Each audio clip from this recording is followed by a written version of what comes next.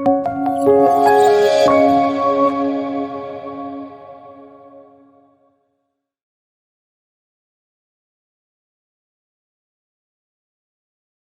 you to the Fundación Rafael del Pino for hosting us today. I think there are great expectations around this debate. We look very much forward to a great discussion. Welcome also, and my pleasure to meet Professor Lacalle and Professor Varoufakis. I'm a poor professor of political science. We try to get some attention sometimes doing nasty things in governments, but you know, today the spotlight is on economists and alternatives and the way things work out there. So you know, it's a pleasure. I've read, you know, been through your books. Here you are, you know, I think quite interesting. I've discovered, and this would be interesting, that there are things you share. Either, you know, even if you disagree on approaches to things, but there are a very good number of common themes running through things you look at, of course, as economists and so on. So rules of engagement, very simple. We have 40 minutes of a debate. We will have a Q&A session. I'm receiving questions on a chat, which I will put to you at 1:45 approximately. In the meantime, you know, we have good time for a number of exchanges. I like you to have and to run kind of short, direct answers and to engage with each other in the debate for the sake of the public who's watching us. So if I can start with Professor Varoufakis and with your book, before we move to the question of an alternative to capitalism, I mean, this central idea running through your work of there is no alternative, I was wondering whether we should start with a preliminary question: is why should we have an alternative to capitalism? What's wrong with capitalism, Professor Varoufakis? Capitalism is a remarkable system. There's no doubt about that. In the history of the world, there probably hasn't been anything as remarkable as capitalism. But what makes it so spectacularly important is its contradiction. On the one hand, it has liberated immense forces, creativity, production. It produced huge quantities of wealth. But from the same production line, metaphorically speaking, it has generated newfangled types of depravity, of poverty that is unheard of, that wasn't around before capitalism. These contradictions are not static, they evolve. And in a sense, just to complete my brief answer, it is its worst enemy. We don't have capitalism anymore. I'm trying to make this point in the book, and I also make it in my political life. Especially after 2008, we live in a very strange kind of feudalism with a lot of technology and a lot of money printing by the state. The competitive world that free marketeers always envisaged and supported, you know, the baker, the butcher, and the brewer of Adam Smith, have already been taken over by Amazon, by Walmart, by various corporations. There are very few corporations. They only make money because of state money that is being printed. We have a kind of socialism for the very, very few, and the feudalism and austerity for the very many. Already we live in conditions of post-capitalism, and they are not very good. This is not a sustainable system that we have. So I think that both the original supporters of capitalism, of free market capitalism, people that were inspired by Adam Smith, Friedrich von Hayek, and so on, I don't believe they can be happy with what we have. I don't think they can recognize in this capitalism. And we of the left, we see this capitalism as producing not just inequality, just a symptom. It produces depravity amongst the poor and amongst the rich, and an incapacity to use the gadgets that it is creating productively and to save the planet to begin with. So, to conclude, capitalism has already morphed into post-capitalism, but it's not something that a kind of post-capitalism that we have either agreed to together or that seems a good place to be in. So, Is there an alternative post-capitalism to the one we have? That is the main question behind my book. Okay, we will move to the alternative, but before I want to listen to Professor Lacalle, how happy or unhappy are you with capitalism, either, I mean, both as an idea, also as in practical realization as we speak, Professor Lacalle? I think that first, thank you very much for this opportunity to have this riveting conversation. I think that what we agree with is the absolutely magnificent achievements of capitalism. And I think that what we agree as well with is that there is something that has absolutely nothing to do with capitalism, which is negative, which is cronyism. But cronyism is not a direct consequence of capitalism, it's a direct consequence of statism.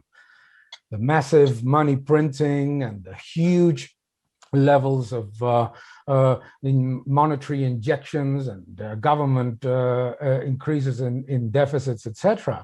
Those have very little to do with free markets and capitalism, as we both agree. I think that is correct. However, I think that there's a starting point that I think is important to understand, is that the natural state of the human being is not wealth, is poverty, is abject poverty. And that it's not wealth is not something that is parked somewhere and that we just redistribute. You create wealth out of what is unfortunately the natural state of humanity from the beginning, which is poverty. No? So capitalism doesn't create poverty. Capitalism makes people escape from poverty.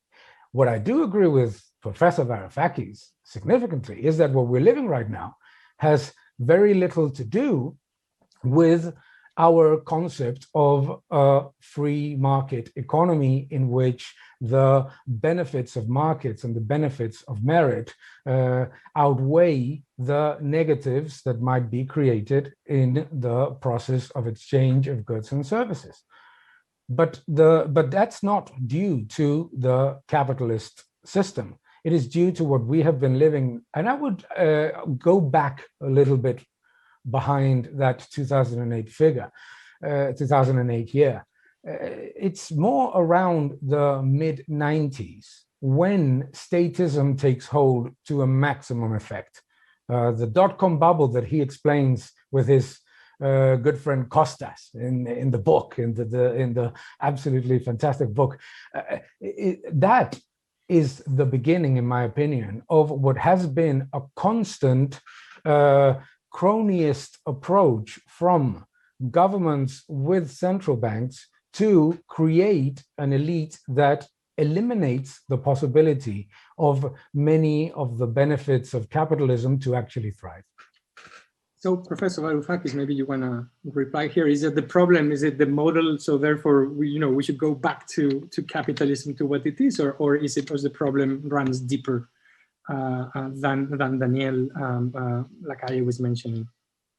Well, look, there's much in what Daniel said that I agree with. So let me just focus as pinpointedly as I can on the two things that I have qualms about, or things that I want to interrogate a little bit further.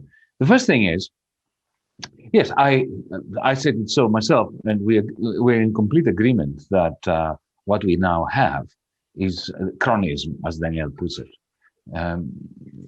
Couldn't be further away from what Adam Smith had in his mind when he was waxing lyrical about the magical power of the market to operate as a coordinating device, creating public virtues out of private profiteering vices. The question is, Daniel, whether this cronyism is the result of something that has gone wrong with capitalism, or whether it was a natural evolution. So the quick point I want to make here is this. The moment, I'm going even further back in history, you went back to the 1990s, let me go to the 1890s or the 1900s, which is when the large net worth company began life. the company that produced everything from the electricity power station to the light bulb, Edison, or, Henry Ford. The moment you create that kind of company, the economies of scale and the economies of scope are so huge. The investment that you need in order to create it is so gigantic that you need a mega bank to support it. And the mega bank, by nature, by its very nature, creates money out of thin air. And when the going is good, profit roars and growth is immense, like it was in the Roaring '20s. But if you allow bankers to make more and more money by effectively creating money out of thin air, then at some point they will create too much and there will be a bubble. That you can see that from a Hayek perspective, which I suspect is closer to your heart, or a Marxian perspective. It's the same story. The bubble bursts. And then what happens? Then the state comes in, like it did in 2008, and produces mountain ranges of money and saves the banker. And that's when cronyism happens. But is that not inevitable the moment you allow, or the moment capitalism of its own accord generates the large platform network company? Is there a way of maintaining competitive markets and safeguarding them from the economies of scale? That's the one point. And the second point, which is much quicker. Look, I don't agree with you philosophically and historically, Daniel, regarding the state of nature. I'm not a Hobbesian, and I don't believe that humanity's state of nature is poverty. Not wealth, yes. Of course, we didn't have wealth. Not wealth, but not the absence of wealth is not poverty. Remember, when the Brits went to Australia, Thomas Cook and so on, when they arrived in Botany Bay, what did they find? They found Aborigines. They were not wealthy. But the Brits, the English, were astonished by the quality of their lives. Those Aborigines, they had communities. They worked 2 hours a day fishing and catching stuff and picking fruit. The rest of the time, they had rather harmonious relationships. They danced and they painted and they did stuff. They had a lot of leisure. That was a very enriching, prosperous life with very little. Today, Aborigines in Australia, right? They have a lot more money than they had then, but they are in abject poverty, in a kind of poverty that only capitalism can create. Oh, no, I disagree. I suspect you don't agree with me, but I disagree immensely. To start with, I would disagree with the beautiful life of the Aborigines before the British arrived. Yeah, the book is about 2025, so let's not spend a lot of time on the Aborigines. I think it's. I agree. Coming back to the point of the creation of state monopolies, the problem is the state. The problem is not capitalism. Yes, of course, the state creates a monopoly and then creates a system that perpetuates the monopoly. A monopoly cannot exist unless the state perpetuates it or implements it. Because particularly if that monopoly is... The state did not create Amazon. Amazon is not a monopoly. Wow. Amazon is not a monopoly. Of course. No. There is no monopoly then, right? No, Amazon, no. And very simple, there's a very simple reason to understand it. It's not the same to be a market leader than to be a monopoly. It's not a market leader. It's a whole ecosystem, Amazon. You get into Amazon, you're stuck into it. Professor Varoufakis, this... Call me Yanis, please. Forget the professor. No, well, okay. Yanis, this computer that I have, this computer that I'm working with right now, doesn't have Google as an option when you open it from the shop. It doesn't have it. You actually have to download it and actually do a couple of subterfuges to get it. Why do I choose Google instead of the decided upon the system that this machine or the company that has built this machine given to me? Because I decide so. Why do I use Amazon instead of the hundreds of different options? And the what shows that Amazon is not a monopoly is a very simple fact. is the fact that it arrived from destroying others that were viewed as monopolies. You mentioned one of them, Walmart. The reason why capitalism works, in my opinion, obviously, is because it makes one, Walmart wise up to the problems that it had created. Two, it gets Amazon to lead the situation. Think about this. Imagine that Walmart was an entity organized by the state. What would happen with the arrival of Amazon? That the state would do three things. The first is to subsidize Walmart. The second would be to try to destroy Amazon. And the third is to fail at both. What capitalism does is allow an alleged monopoly. We don't talk about Walmart as a monopoly anymore. Why? Because Amazon came. And in the future, and I bet you it will happen, and I'm sure we will talk about this, Amazon will be substituted by somebody else, like Google substituted Yahoo. Okay. Look, let's not rerun. Yeah, just a brief so we can move to the Schumpeter's theory, right? Because what you are saying, you're describing Joseph Schumpeter's very apt historical analysis of the evolutionary process that kills off one dinosaur by creating another one, which is the market process. Yeah, and you're right. But it's a question of definition. There is no such thing as a monopoly. There is oligopoly, and there is oligopoly power, and there is huge market power that companies like Amazon have. It is a mistake to say that it was the state that created them, because in 1900, remember, I took you back to the time of Thomas Edison. It wasn't the state who created Thomas Edison. Edison emerged spontaneously through the market process, had a dominant power. Why? Because, Thomas Edison invented electricity effectively. He invented the light bulb. He invented everything, even the electric oven. He built the bloody power station. There was no other power station. This is not a critique of Edison. It's a statement of fact that once Edison has the grid, he's a monopoly or a dominant firm. But he did not have. It doesn't matter. Look. Overcome the question of the labels. What matters is you have a company that does not have competition. If you wanted to plug yourself into the electricity grid, you had to plug yourself into Edison. He had a huge price cost margin. He used his intelligence, his inventiveness, all that, not state power. At the same time, in order to fund all that, he created mega banks, not through his volition, but the little banks had to amalgamate in order to have the funding capacity to give all this money. They created, bubbles out of thin air, because this is what private banks do, not state banks. And then once you have the collapse, just like the 1990s. In the 1990s, it wasn't the state that created monopolies. In the 1990s, it was the irrational exuberance of the financial sector, all privateers.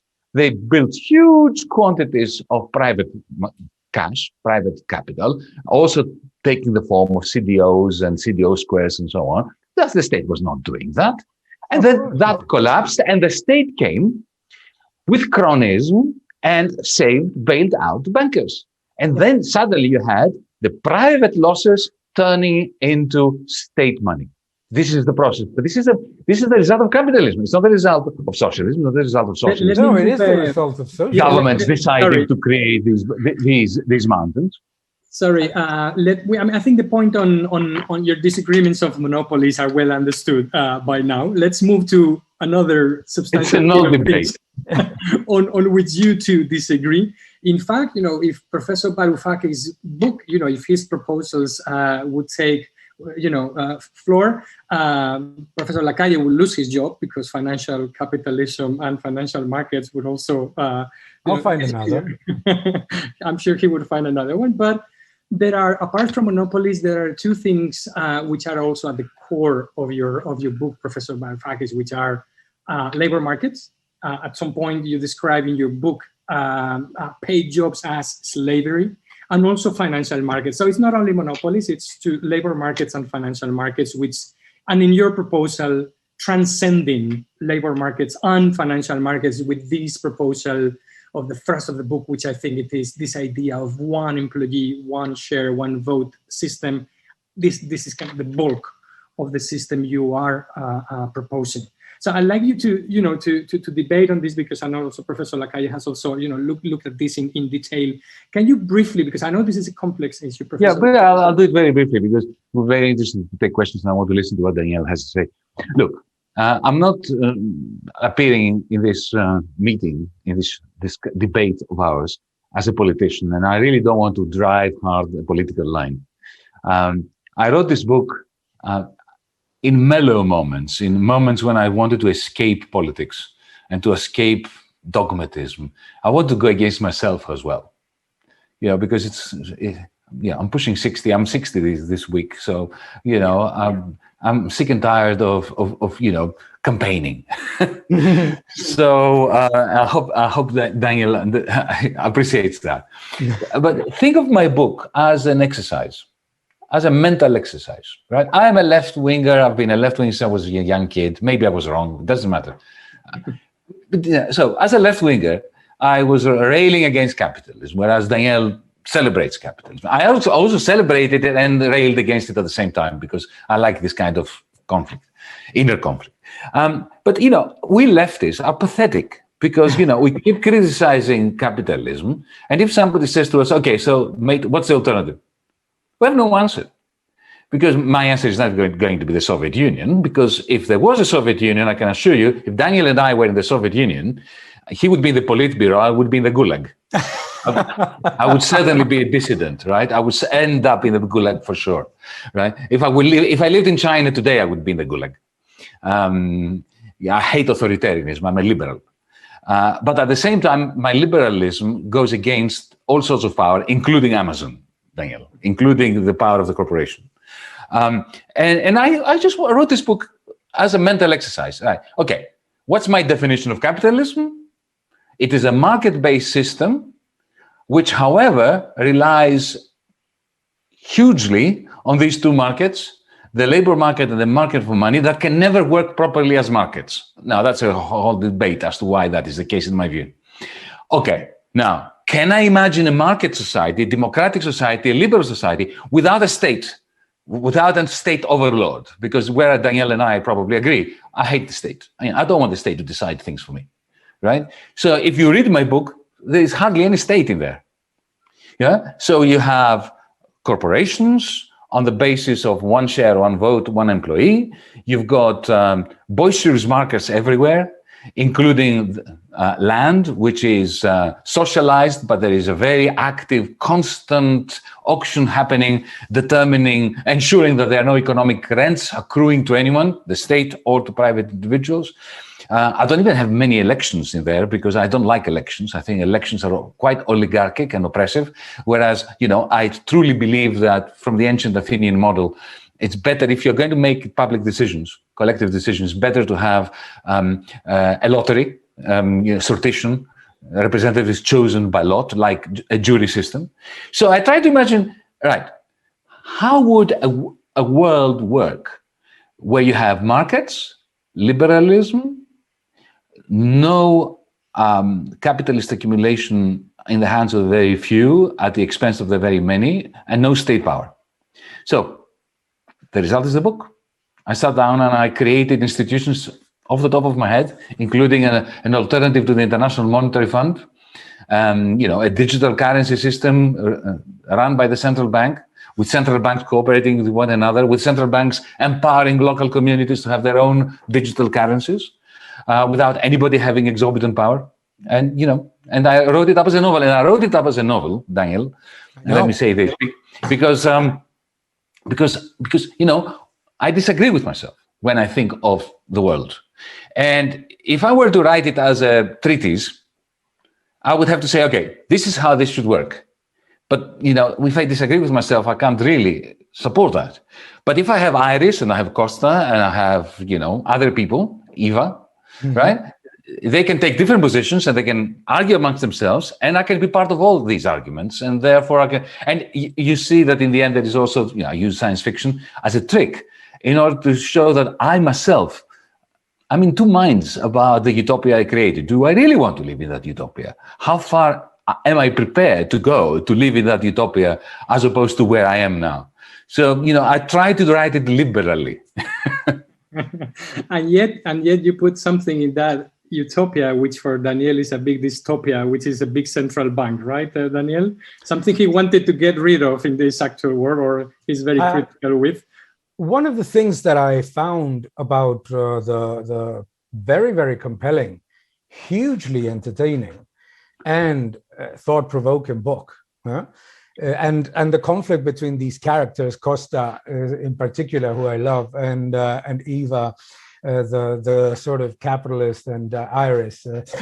One of the things that I found was how much more Yanis has in common with a libertarian view about the world and about the economy than what, as you very well said, the state controlling left-wing view in which we are moving, actually, unfortunately, with all this great reset and things like that. I think that one of the important things in which I find elements of important disagreement comes from this fact of private banks create money from thin air. No, private banks don't create money from thin air. Every single unit of credit that a private bank creates comes from an investment or a deposit. No, it doesn't. The ones that the only one, Yanis, that creates money out of thin air is the central bank. The central bank giantly increases its balance sheet. I disagree very powerfully. And then through the credit mechanism and by disproportionately and artificially lowering interest rates is pushing financial repression to force banks to lend to a level in which, as we are living in the Eurozone right now, the central bank penalizes banks from being prudent. But in any case, I think that what's absolutely critical about your book, I want to reconduct the discussion to the elements that I find absolutely critical, is the importance that you very well align at around page 50, which is when you talk with your with the character of the anarchist technological company person, is that you have to do two things. Is that you have to try to take away power at the same time as you try to take away the flaws that the market dynamic generates. What I find conflicting in my view is the following: is that by eliminating power throughout the entire chain, all of the power, both from consumers to workers to business leaders to investment. One, you yourself in the book show that there would still be massive inequality because the ones that are able to get their investments agreed by a majority would be hugely remunerated. But the other thing that I find interesting is that by trying to eliminate power, you concentrate power the most, which is actually exactly what governments and central banks have done with massive monetary and fiscal intervention. By trying to generate a system that extracts wealth out of savers and real wages to give it to the indebted and the government, what ends up happening is that you create an even higher level of monopoly. Because if you think about it, in your book, you have to find, which I find very, very interesting, you have to find a way for the different central banks to work in a sort of unleadered way in order to avoid what would inevitably be a massive inflationary environment in which the huge creation of artificial money from those central banks would be immense. Because when you have one share, one person, one in one company, what ends up happening, think about this, in the technology company that you mentioned in the book, it makes absolute sense because everybody's working more or less on the same thing. Now think about this in a refining company or in an auto company. the Elon Musk of that company would be hugely disincentivized to look for innovation, because the vast majority of people would want to invest in what? In building more cars, no matter what. So the problem that you find is that the element that capitalism allows, that free markets and that a competition in financial market gives, which is the possibility of your friend, of your character Costas. No, your character Costas finds himself in an unfortunate position and is able to make himself not wealthy but enormously wealthy, using market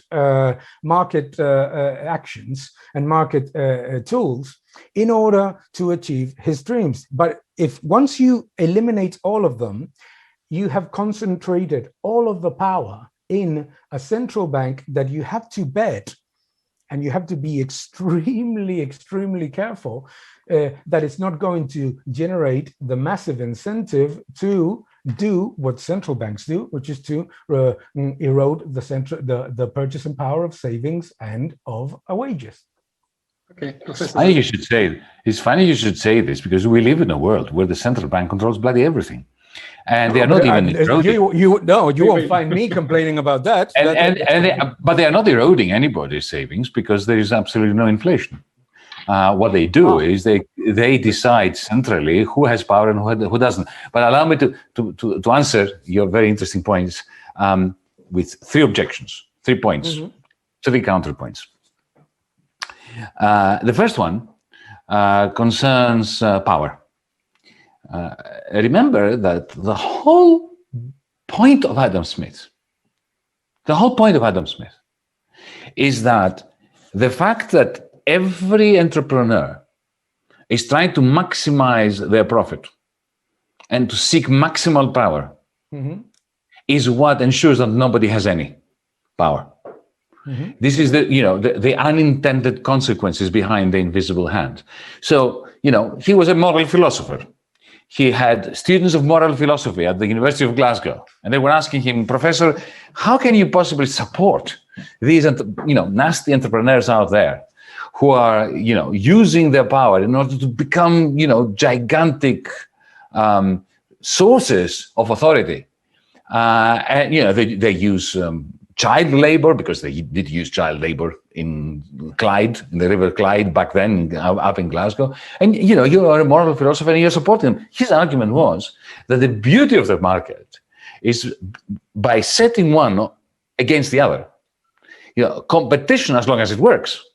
Absolutely. As long as nobody has market power, competition effectively, as if by an invisible hand behind their backs, is guiding them to do God's work. He didn't use God because he was an atheist, but that's what he meant.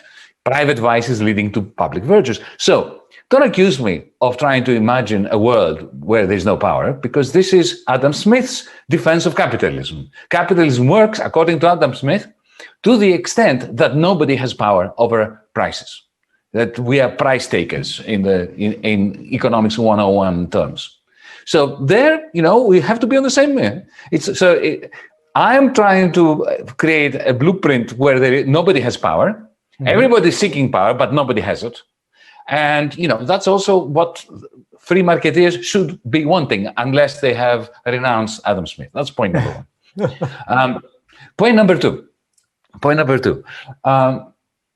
Look, Elon Musk is, he's a genius. He's an entrepreneur. He sits there down for 5 minutes. He has 20 ideas, of which 3 are good, 17 are bad, right? And some of them are very lucrative. All strength to him. I don't really believe that what motivates him to innovate is, the 100 billion that he made in paper wealth during the pandemic. I really don't believe that. The idea that he's going to make a lot of money, right, if his innovations work, of course, this is a very powerful incentive to him. But, 1 billion would have done it, or 2. He didn't need to make 200. The 200 that he has made, Daniel, he's made because of the central bank, not because of his innovation. Oh, absolutely. The only reason why you had $1 trillion added to the wealth, to the stock value of the large, the Jeff Bezoses and the Elon Musk of the world, is because of the money printing by the Fed. So you cannot, on the one hand, be against the money printing of the Fed and then celebrate the huge quantities of wealth that Elon Musk got on the basis that it was all deserved and he got it because of his innovation. And so the point I'm making is that, look, I don't know about me. I like money. The more money, the better. I have the ancient Athenian view that more money is fantastic to have, the more the better. But I wish that I didn't have to do anything to get it. That's, it's a very dirty business trying to get money. Money is fantastic, like happiness, as a byproduct of creative work. So, you do creative work, but the byproduct is happiness and money. That's fantastic. But if you seek happiness, if you seek money, then you are a sad bastard, as the English say. So in the kind of corpus syndicalist corporation that I am referring to, that I'm sketching out in the book, there's plenty of room for innovation. There's plenty of room for cooperation, for leadership. Because remember, everybody goes to everybody else and says, look, I have this idea. You want to work with me on this project? And you know that if the company makes money, then there is this process of voting for bonuses, for distributing bonuses. There is a game that that colleagues play with one another. And they all have an incentive, because it's based on the Eurovision Song Contest idea that you give grades, marks, not to your own song, but to the song of everybody else. Right? Yeah. And that allows for inequality. I'm not against inequality. I really am not against inequality. I'm a Marxist who has written a paper back in the year 1999, I believe, in a Marxist scholarly journal called Science and Society, one of the oldest Marxist economics journals in the United States. And the title of it, Daniel, you'll be pleased to know, was Against Equality. I know. Right? So, I'm against exploitation. I'm against rent. And my view is that most of the wealth that accumulates today in this techno-feudalism that we live, it's not even capitalism, in my view, is rent. It is not reward for clever thinking, for innovation, for application, for parsimony, for good stuff. And finally, and here's when the third point with which I shut up. The process that you described, where illicit power is concentrated in the central bank, is the natural repercussion of bankers doing exactly the opposite of what you said. It is, I'm astonished that you should say that every dollar or every euro or every yen that created that is lent, that becomes credit, corresponds to somebody else's savings. No, I didn't say that. No, I didn't say that. Daniel, let him finish, because we need to. I'll put it very bluntly, Daniel. It comes out of thin air. You get a loan for $1 million from the Bank of America. All that happens is somebody at the Bank of America types in $1 million, right, in your bank account, and then you transfer it to other people. Now, as long as it's a bit like, putting your hand into the future, stealing from the future value that has not been created yet, bringing it to the present. If that investment works out and you repay the future with interest, that's fine. But at some point, this doesn't happen and there's a bubble and collapses. And that gives exorbitant power to the central bank, because it steps in to prevent a social crisis, a huge crisis, and then you have the cronyism that you hate. Okay, we have to stop here, just Daniel, and then, because if not, we will run out of time. Obviously, we could spend hours here. So let me just give the floor to the people who've been patiently watching this and also want to have their say. I'll try to group questions so you can have a final go, and then also put some of your pending things in there, so then Vicente can bring this to an end in time. There are a couple of questions about still, China. You mentioned that Professor Varoufakis, what is Antonio Ruiz mentions, what is your view about communist capitalist China as he depicts this, and also why, despite all the suffering and damage and poverty caused by communism, is still popular, or at least has a good press in some countries. Maybe, you know, these two questions would go for you. Then there is a question for, two questions for Daniel on, you know, you mentioned that Amazon would be replaced by a big, you know, by another firm, but why is it the case that we cannot have competition among these big companies without probably, as Professor Varoufakis was saying, by one replacing the other? Because why cannot we have a healthy market on the GAFA sector?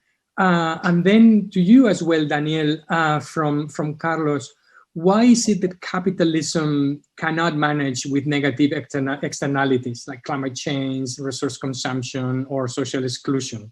Let's take these these two questions. Of course, Yanis, and if you want to also to pick up on any of the questions I put in Daniel's lot, but let's try to answer these two set of questions, and then we can have a final word from each of you. So, Professor Varoufakis, please go ahead. No, Daniel, I just spoke. It's Daniel. Okay, Professor Lacalle, please. I'm going to be very, very quick. First, and I want to clarify first, I didn't say that banks create money, one saving, one lent. No, it's that every unit that is lent is going to an investment or something that is likely to be repaid. Because if banks created money out of thin air, none of them would crash or go bankrupt, obviously. The ones that create money from thin air are central banks. And you, even in systems in which you don't have private banks, or in which private banks are controlled by the state, it is the state through the central bank that increases liquidity and reduces interest rates artificially in order to use banks as a tool. The competition between technology firms. We are looking at technology today from a perspective that is called presentism. We look at them today and we say, wow, this huge market power, and they control everything. Now, we forget, where's Yahoo? Where's WorldCom? Where are all of the companies that were supposed to be inexpugnable and impossible to take away? There are no barriers of entry. The moment that Amazon, Google, Facebook, you name it, and some of them are already going through the process of losing their market share, etc. The moment that they lose their competitive advantage, it's not just that they will fade away like a large corporate like General Motors or Exxon did. No. It's that they will be wiped out. But anyway, and they will, by the way, and we will talk about this in a few years. I always say to my students and everyone, think about Yahoo, think about WorldCom and all of these companies.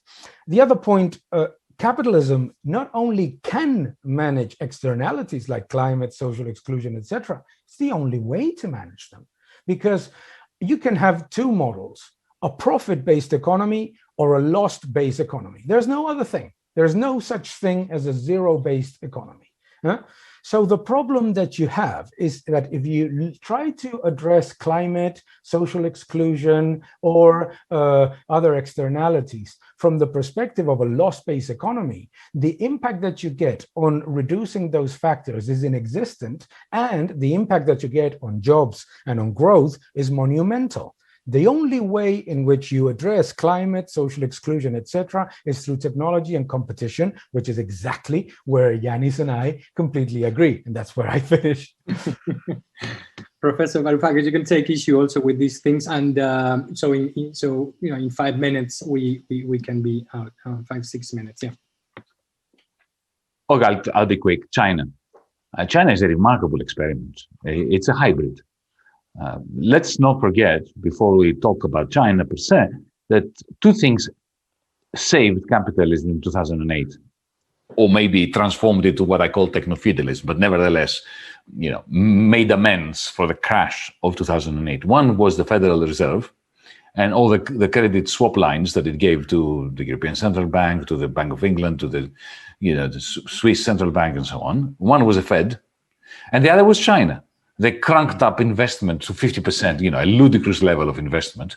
But that created the aggregate demand that the German Mittelstand needed in order not to collapse completely, and also the United States economy. It is a planned economy, but then again, so is the United States economy. The differences between the American economy and the Chinese economy are very interesting, but they are grossly overstated. They both rely, I mean, the American economy relies to a very large extent on the military-industrial complex. It relies on a very large extent on the New Deal institutions like Social Security and so on. You can see now that with Biden, this is given another spin.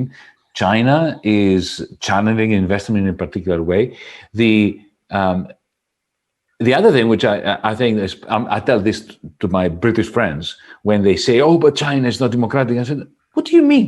You know, John Stuart Mill, the greatest liberal of the 19th century, was against democracy because his argument was that, you know, you need freedom to trade, freedom of exchange, you know, the rule of law, and certainly not the hoi polloi deciding what happens. So, you know, this is not far away from the Chinese Communist Party's view, right? Freedom of the market, but let's not talk about democratic decision-making. But let me make just some quick points. Look, Daniel, we have a very different conception of money. That is the problem, you see. When you say that only the central bank creates money out of thin air, it seems to me that you're tending towards more towards a kind of theory of money that looks at money as a commodity, and I tend more towards a theory of money that looks at money as a form of debt. And you know, this is a conceptual difference that we have. Now, you talked about Yahoo and so on. Where is Yahoo? Look, the fact that dinosaurs become extinct and then another mammal comes up, like, you know, Homo sapiens, and dominates, does not mean that when the dinosaurs are alive, that there's no dominant dinosaur, or that when, you know, we have the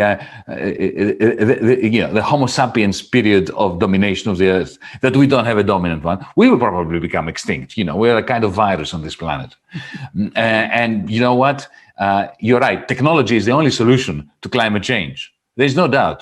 Investment in technology. But I very much doubt that markets can provide it, because they do not have the capacity to value that which doesn't have a price. So if you want to think of... Neither does government. Oh, well, the government does. It's called, think of public health systems.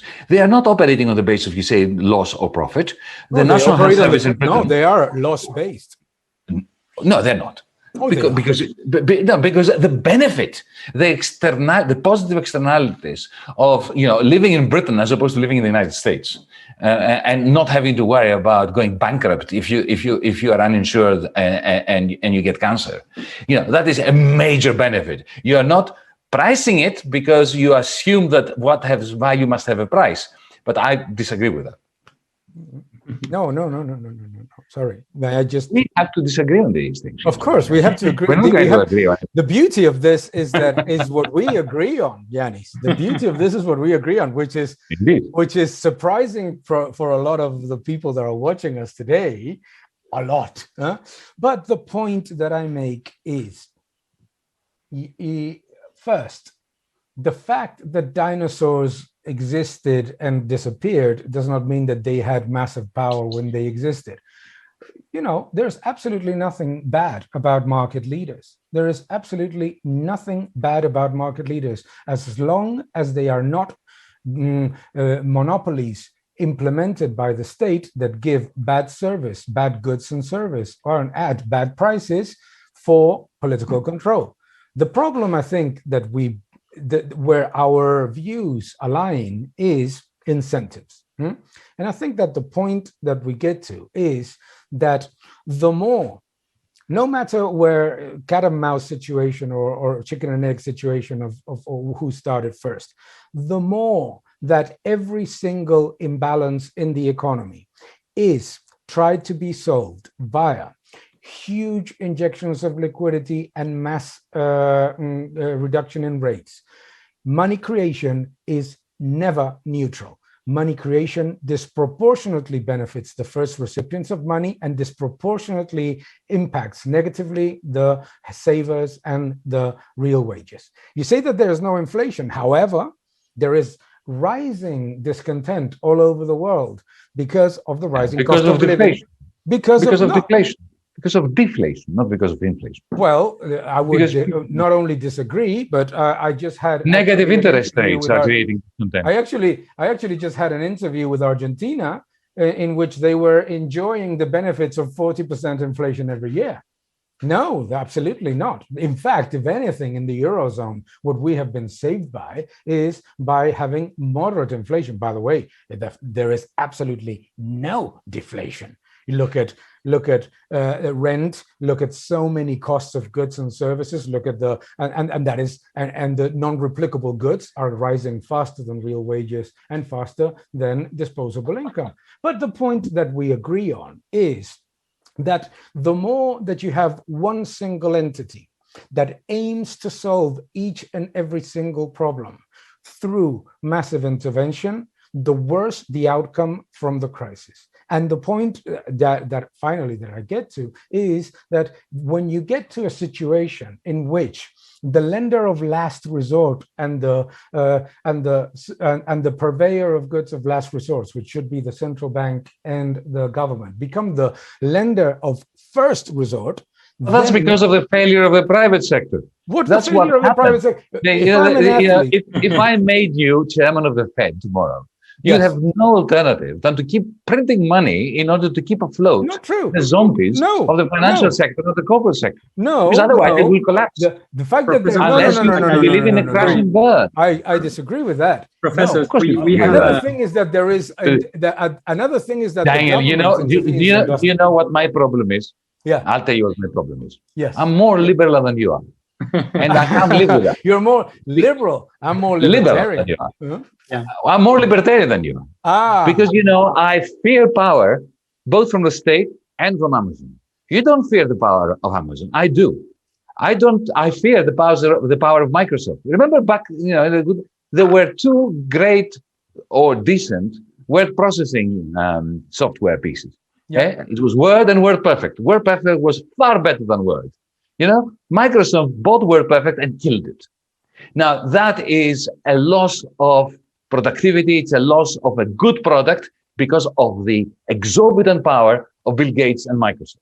This is just one example. Walmart destroyed all sorts of a whole ecosystem of small producers that were producing much better quality stuff than Walmart, that came in with the policy of cheapness and just reducing the quality of everything.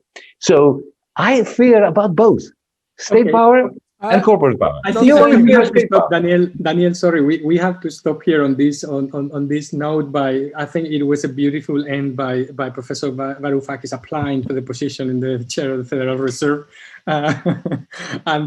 On that note, I think we can close the debate. There are thousands of things we could continue discussing. There are two things we didn't show up, which probably are useless for you. One is the European Union, the other is social democracy. I don't want to talk about social democracy. I will lose the will to live. So that's why we would agree so much on that one. There you are. Precisely. I didn't want to raise the debate on these two things because I imagine you would agree also on that. So let's leave it here. Thank you for your patience. Thank you for your time. I think it's been a wonderful discussion.